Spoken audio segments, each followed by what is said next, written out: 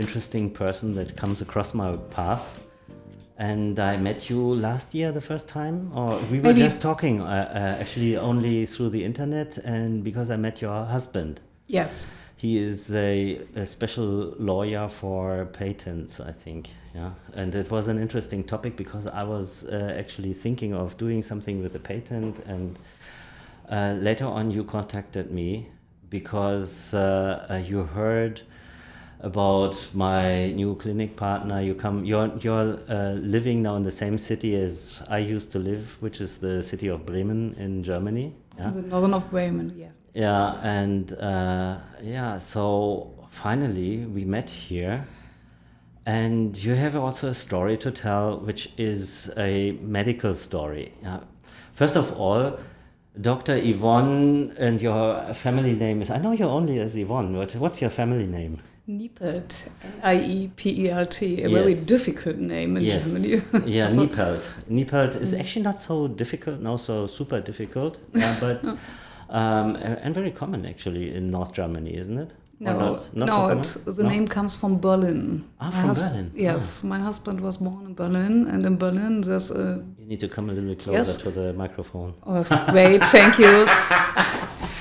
You know, I correct everything online here. That doesn't matter. Perfect. We are not professionals. Yeah. That's the first time with a professional equipment by Marc. It looks very good.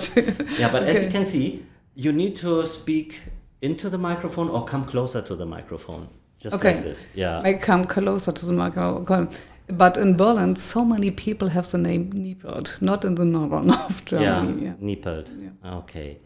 And so Dr. Yvonne Niepelt, you're coming as a medical professional to me, but also with a personal medical experience that is very interesting, and I would like you to talk about this here in English language, and maybe you find some, or there are some listeners here in our auditory who have similar problems and who would like to get a contact to help them with their problem, and maybe even travel all the way to Berlin, I guess, to get the treatment done. I'm talking about, what am I talking about?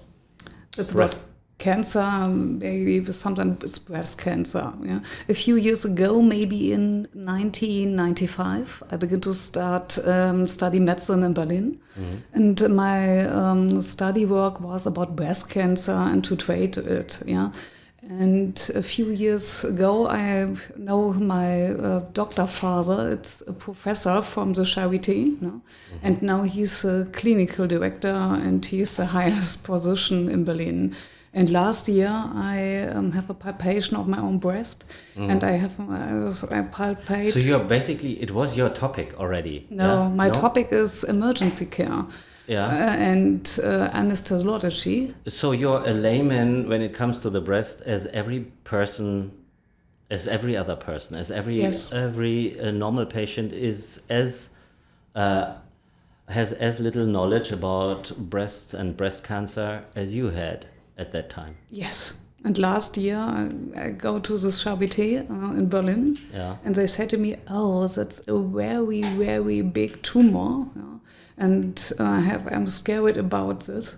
And they said to me, "But don't worry, we have a new treatment for you. Not chemo, it's a new medicament, and you have you're feeling good by this treatment." And that I want to talk about this. Okay, and maybe I want to talk about my impression. Maybe let's start again.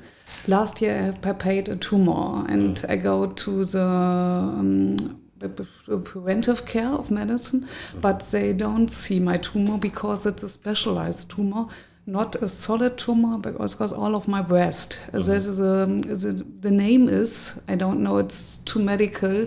Invasive lobular, and so it was a very aggressive form of breast cancer. Yes. Fast growing, what they in general call a turbo cancer, correct? Yes. Yes. Now they call it turbo cancer in the, let's say, in the public.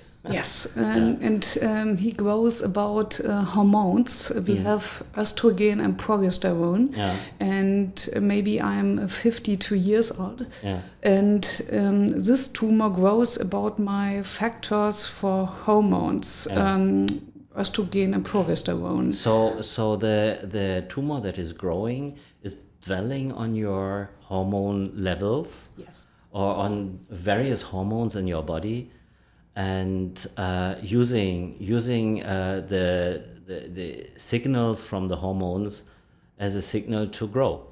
yes. Yeah, and that makes it more complicated, or No, that makes it better. But because of you can treat this type of breast cancer good. You have maybe in Germany you told it it's triple negative. If you have triple negative, the tumor don't grow with signals of the hormones. There's another signal that means herceptin. And the third one is without any signals. And without any signals, it's triple negative. It's very difficult to treat this. To treat it. And yours was triple positive or triple negative? My was triple positive. Which is good. That is very good. So that gave you already relief, or how was it? I mean, it must have been a shock, yeah. Always you're sitting on one side of the bed and see the patients and you think, thank God I'm healthy. No, I said to my husband and my son, we have to talk about my death. Oh, really? And I think, maybe I was very shocked. And I called my doctor father in Berlin and said, you must be shocked. We have new treatments for this. Come a little bit closer. Yes, we have new treatments for the cancer. Yeah. And he said, don't be worried. You will see next year you love about it, and it would be great that you come to me. He has a modern art of treatment. Maybe. So your supervisor for your thesis, your PhD thesis, he was the guy who was in the know, and you contacted him once you got the diagnosis and asked him to help.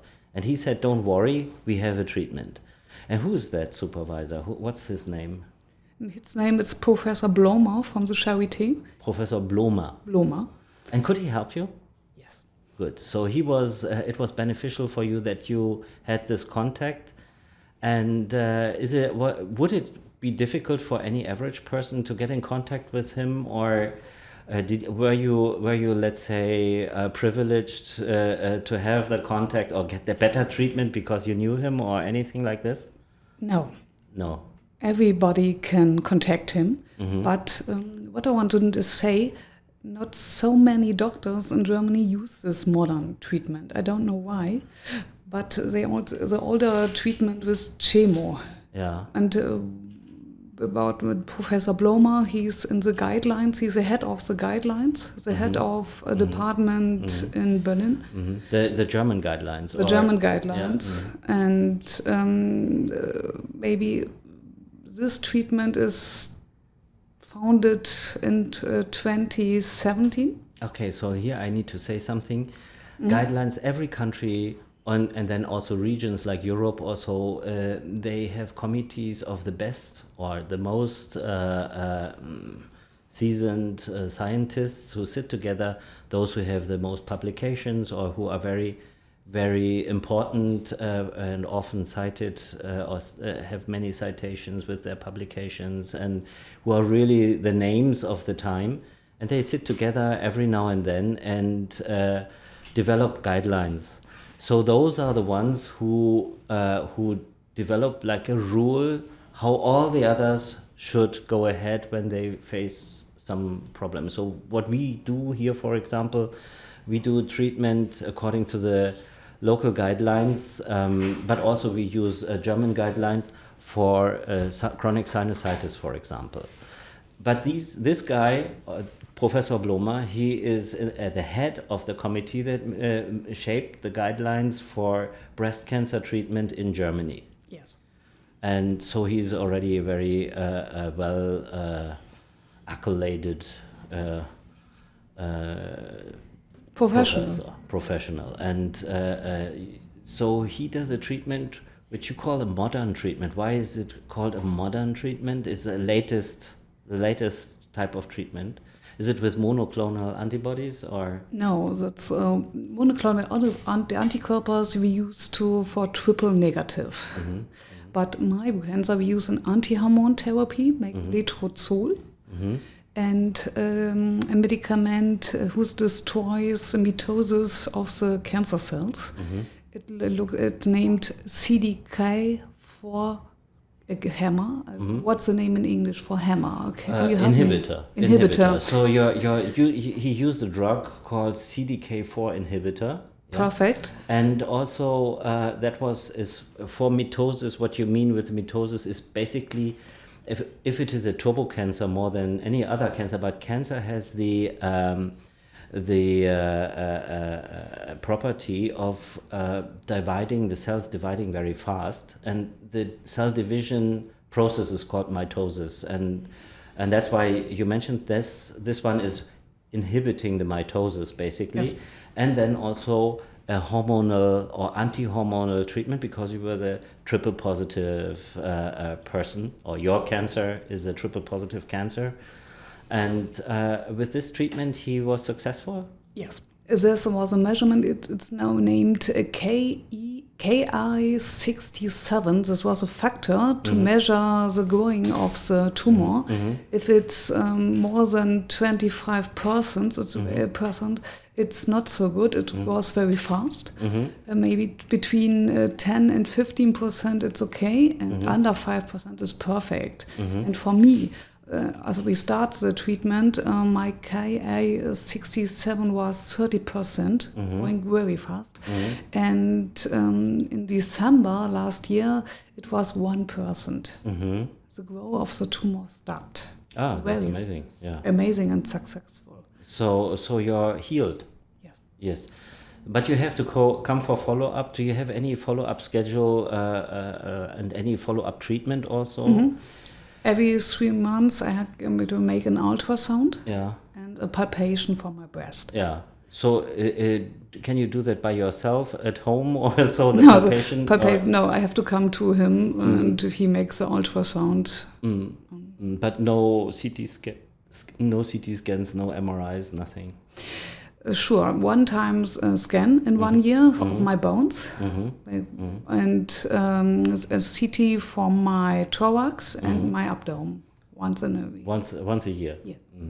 Regardless if you have symptoms or not, if the ultrasound is good, still they make the CT scan. Okay. That's interesting for me, because I'm just part in one study. What I meant was say what's very important. You don't have to start another treatment. You can't start chemo and change to this. I wanted to come to this point. Yeah. So first of all, we have finished now what you got, the treatment, and how your follow-up is. So you're still in the follow-up period. That will last. The follow-up is lasting for 5 years, is it? Yeah. And then after 5 years, you're good to go and lead your normal life, continue with your normal life. And then in December, I had a surgery, very successful. He moved all my breast cancer. And in January this year, I have a radiotherapy. So the surgery was after the chemo treatment? After treatment. It was not chemotherapy, this successful treatment.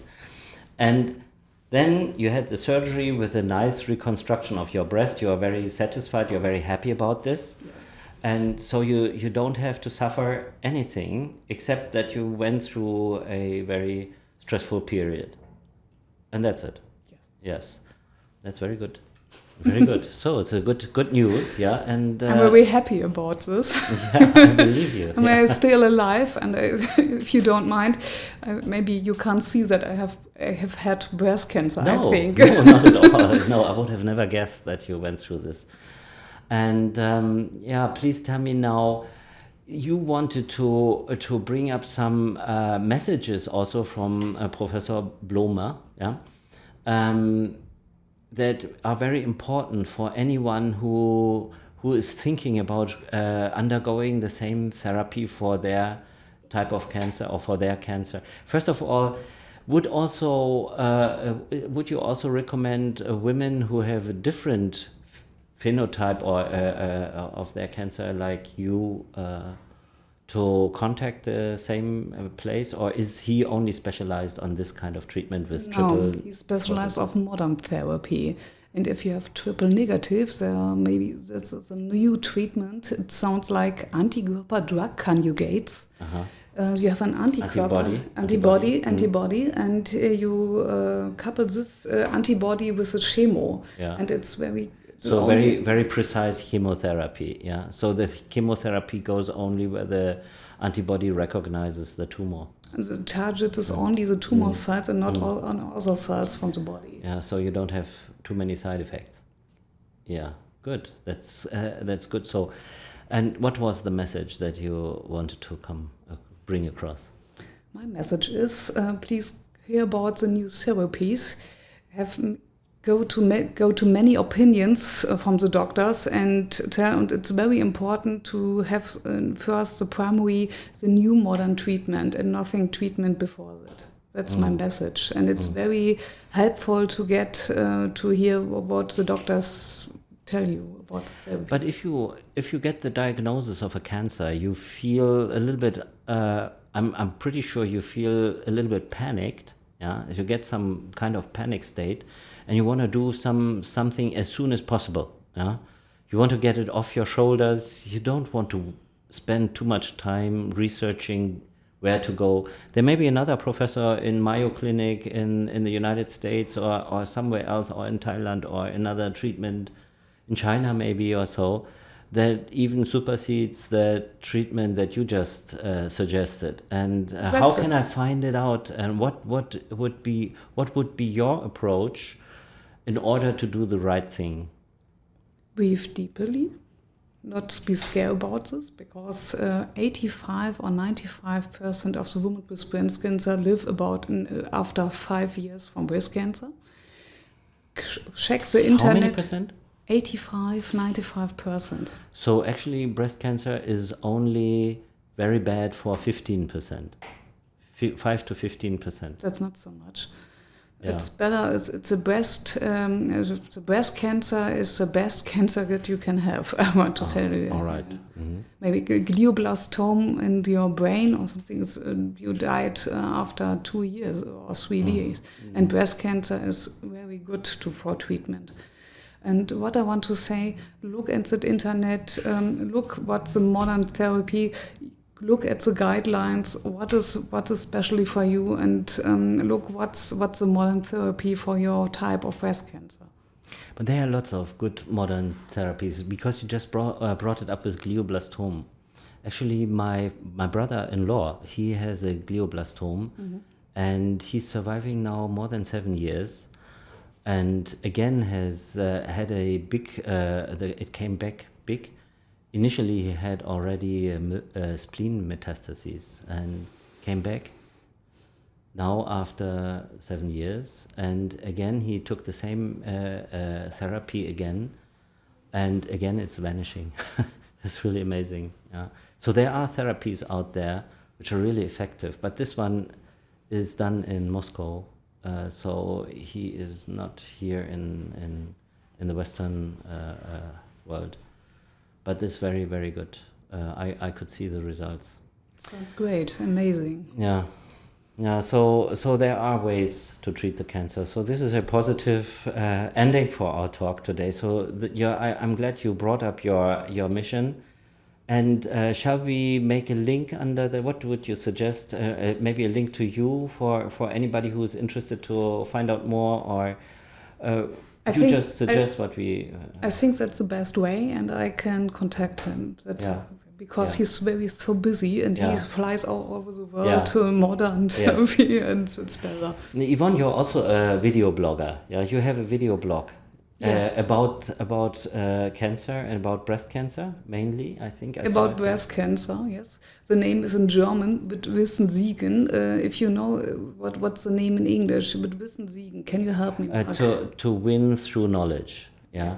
However, it's just in German language. You're addressing the German speaking population. What I want to say, next week I want to prepare with English underlines. That's better to understand. And then I could told the professor to hold the podcast in English. But isn't there a function with YouTube anyway to get subtitles in English, or is it not? Is it not? But I taught my son who makes our podcasts, and he does the subtitles. Yes.